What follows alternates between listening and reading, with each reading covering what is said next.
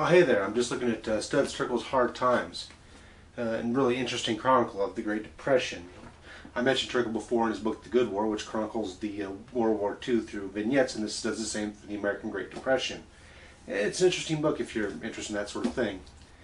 Well, at least one person I know is. My friend Kyle, the man with no chin, recently asked me to do a video on the New Deal. And I've been a bit vexed on how to do one, because the New Deal is a big event in American history. It is tremendous. It is a program that spanned nearly a decade. And Franklin Roosevelt sat longer as president, therefore he implemented his program longer than anybody else. So how do I talk about the New Deal in a 10 to 15 minute video? Well, I'm going to attack it from the economic standpoint. What was actually new about the New Deal, the economic newness of the New Deal. So let's start out with talking about economic systems. I know that doesn't sound terribly interesting, but trust me, it really matters here. Mercantilism. Mercantilism is the first one we want to talk about. This was a system by which empires ran in the, say 18th, 16th century, 16th to 18th century, in that ballpark. So we're talking 1500s up to the 1800s forward, early 1800s. That's about the time that it went out. Now, mercantilism was a system where the government made all the purchases, made all the big plans, and all the ships were owned by them, all the roads were owned by them. They took care of everything. And therefore they needed to continue to expand their empires, to continue to bring in supplies, to continue to sort of feed the beast. Now, this is partially what precipitated the American Revolution. And mercantilism, people began to see as less and less favorably. What came into this place was capitalism, as started by the great economist Adam Smith. The laissez-faire system, the free hand, as it were. That is to say, the government doesn't necessarily interfere in business. In fact, rarely interferes in business. The economy will handle itself. People will create things, people want to buy things. Things will not be made because they won't be bought, and so on and so forth. That's capitalism, laissez-faire, the free hand. This was a revolutionary idea at the time, and this is what would dominate the next century of thought. Smith wrote his book in the late 18th century, about 1770s, 1780s, and that's what would be the main economic thought until we get here. But let's go back to this for a moment. So what did capitalism mean for the government? What did the government do? Well, mercantilism, they controlled everything. In capitalism, almost nothing but not nothing, because there are some things that the government just had to do. Harbors, eventually railroads, canals, roads, major infrastructure still had to be handled by the government so the other businesses in the economy could thrive.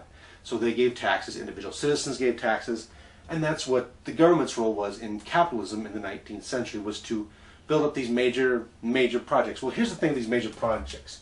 When the economy went up, that's when you built the projects, because that's when you had tax money. People were making money, therefore they were putting in tax money. Therefore you built these major projects in the capitalistic system in the 19th century. Now when the economy went down, you didn't build the projects. You didn't have the tax money, therefore you didn't really do anything. You let the businessmen handle stuff, even though the economy was down. That's how capitalism was working then. Now, there are some economists who began to see a problem with this, specifically John Maynard Keynes. Now, he was one of the leaders. There were many others whose names we could invoke here, but I'm just going to throw Keynes out there as one that is easy to look up and easy to research. They began to see that capitalism had a big flaw in it. The economy tended to move from very low lows to very high highs, and so on and so forth. And they began to look for ways to correct this problem. What they saw was that the government's role in capitalism was wrong. What the government was doing was simply giving out money when they had it, and they were ended up giving it back to the people that paid in taxes. In fact, the very rich tended to benefit as they did the private contracts on the harbors, canals, and railroads, and they would hoard the money when they didn't have extra money from the high economic times, and they would spend it like crazy when they did. So that's how their part of the system worked. So what Keynes and others said was what became eventually the New Deal. Franklin Roosevelt listened very closely to John Maynard Keynes. Even though he was an Englishman, he was invited to the White House during Roosevelt's administration to talk about economics. So what the New Deal said was that we're doing it all wrong. This isn't how capitalism and the government should work. The government should have a different role. The first and foremost is a somewhat regulatory body. Hence we get things like the FDIC that regulated banks. We get Glass-Steagall, which kept banks and businesses. That keeps business from over-speculating. They still have a free hand, but we're going to limit them a little bit because they don't always act responsibly. In the late 19th century, for those who study history, you know there's a number of economic crises, the Crédit Mobile scandal, the Gould and Fisk gold coin market scandal. There's a late 1890 scandal where a bunch of banks collapsed. So what Maynard Keynes and others said that the government should have a role in is stopping that from happening. They should back up those industries. They should keep people from doing things that might harm themselves. Take a broader view of the economy. So hence we get regulation for the first time. Regulation on banks, regulation on businesses, just not so much how they spend their money, but how recklessly they do so. It's not really limiting things, it's really keeping things from getting out of control. Spending money you don't have, essentially. Not allowing certain businesses to do certain things. But that didn't really solve this problem, the economic up and down. Now how that was to be solved was back to here, about the government spending money when they had it and not when they didn't. Instead, what Keynes and others proposed was that when the government was making a great deal of tax money, when the economy was good, the government should save the money. Put it aside. And there's two simple reasons why. One, to build up a reserve, which seems pretty obvious. And secondly, because the workers that you might employ to build these harbors, roads, bridges, railroads, whatever, well, they're employed already. They're in the private sector. They've got jobs. Why would you give someone a job who's already got a job? They're doing just fine. They don't need the government to give them jobs in this instance. They don't need the bridges, the roads, and such and so forth. So mere maintenance will do. Major projects can be put aside for now, and those people can be employed in the private sector. Now, when the economy goes back down, according to Keynes and others, that's when the government starts to spend money and build these projects. Now, why do this? Well, for just the opposite reason, because now all these people who were employed by the private sector during the high economic times are now out of work.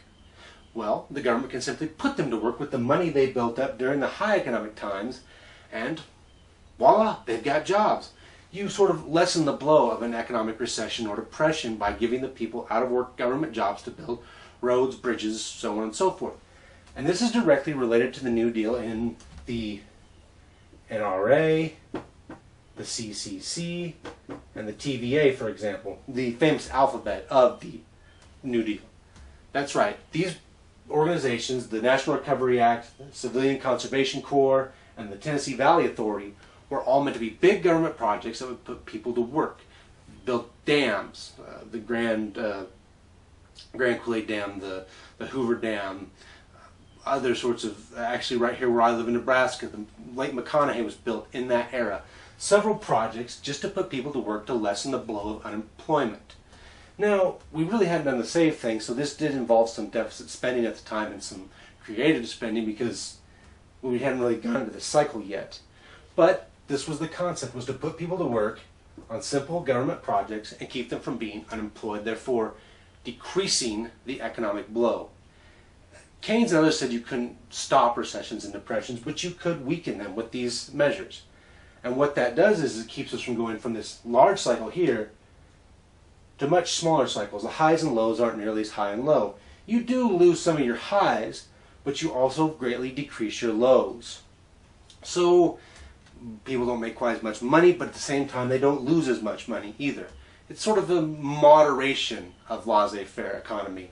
It's not cutting off laissez-faire economy, it's moderating it, keeping it from being extreme, keeping it from being harmful. That's the concept of the New Deal and the concept of the New Deal economic system. Now, some may argue that Roosevelt didn't really succeed in ending the Depression, and that's exactly the case. He really didn't. He only moderated the effects of the Depression. And that's what the plan was supposed to do. It wasn't supposed to end the Depression necessarily. No, you needed capitalism because we're still in a capitalistic system. You still need private industry to catch up. And the Depression was bad. It was a very 20 to 25% unemployment, really destructive to business. So it took a long time to bounce from that. In fact, it took, of course, World War II. A calamity of such extent really can't be solved by much of anything else except for something that created a big money opportunity for a lot of businesses in the United States. So that, in a nutshell, is how the New Deal related to economics at the time.